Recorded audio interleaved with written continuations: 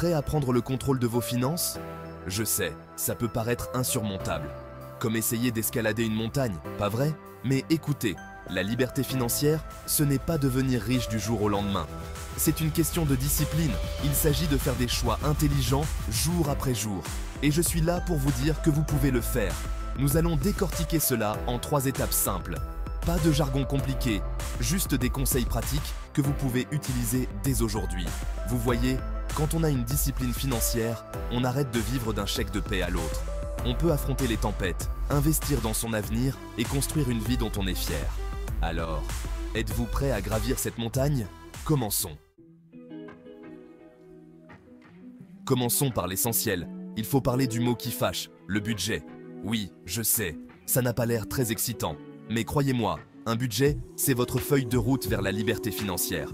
C'est comme ça que vous suivez vos dépenses, que vous voyez où va votre argent, et que vous vous assurez de ne pas gaspiller d'argent pour des choses dont vous n'avez pas besoin. Voyez les choses comme ça. Vous ne partiriez pas en voyage sans carte, n'est-ce pas? Vous finiriez par vous perdre, à gaspiller du temps et de l'essence. Un budget, c'est votre carte financière. Il vous indique où vous êtes, où vous allez et comment vous y rendre. Créer un budget n'a pas besoin d'être compliqué.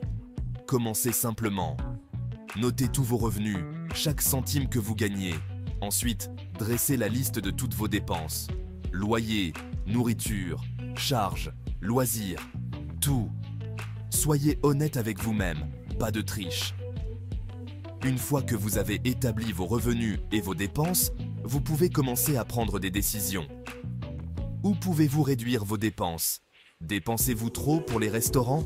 Pouvez-vous trouver un forfait téléphonique moins cher? N'oubliez pas que les petits changements finissent par payer.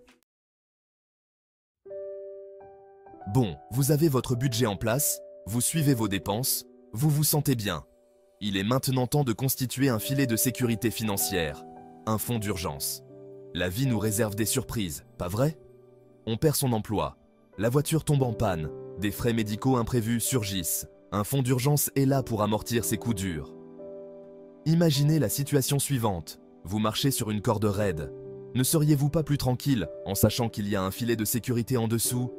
C'est ça, votre fonds d'urgence. Il vous apporte la tranquillité d'esprit, car vous savez que vous pouvez faire face à toutes les épreuves de la vie. Alors, combien devriez-vous avoir dans votre fonds d'urgence? Une bonne règle de base est de 3 à 6 mois de frais de subsistance. Je sais, ça paraît énorme, surtout quand on commence. Mais n'oubliez pas que vous n'êtes pas obligé de tout construire du jour au lendemain. Commencez petit, même si ce n'est que 50 ou 100 € par mois. L'important, c'est d'être constant. Prenez-en l'habitude, comme de vous brosser les dents. Mettez en place des virements automatiques de votre compte courant vers un compte d'épargne séparé. Vous ne verrez même pas l'argent partir et, avec le temps, ce fonds d'urgence va grandir. Grandir. Bien, vous budgétisez, vous économisez, vous constituez ce fonds d'urgence. Il est maintenant temps de penser à l'avenir. Quels sont vos objectifs financiers? Voulez-vous acheter une maison? Rembourser vos dettes? Prendre votre retraite plus tôt? Sans objectif, il est facile de dériver sans but, en dépensant de l'argent pour des choses qui ne vous intéressent pas vraiment. Mais quand on a des objectifs clairs, cela donne un sens à ses finances. C'est comme avoir une destination en tête quand on part en voyage. Alors, asseyez-vous et réfléchissez à ce que vous voulez accomplir. Soyez précis. Ne dites pas simplement « je veux être riche ». Combien d'argent voulez-vous avoir? Et pour quand? Écrivez-le, rendez-le réel. Une fois que vous avez vos objectifs, divisez-les en étapes plus petites et plus faciles à gérer. Si vous voulez acheter une maison dans 5 ans, combien devez-vous économiser chaque mois? Si vous voulez rembourser vos dettes, quelles dettes devez-vous régler en premier? N'oubliez pas qu'un voyage de 1000 km commence par un seul pas.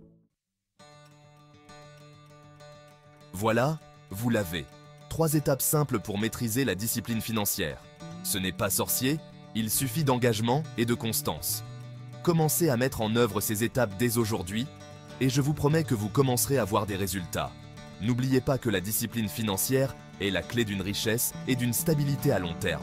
Il ne s'agit pas de se priver, mais de faire des choix intelligents qui vous donnent du pouvoir. Vous pouvez le faire. Vous avez le pouvoir de prendre le contrôle de vos finances et de construire un avenir meilleur. N'oubliez pas de vous abonner à ma chaîne pour plus de conseils et d'astuces financières. Ensemble, nous pouvons gravir cette montagne et atteindre le sommet de la liberté financière.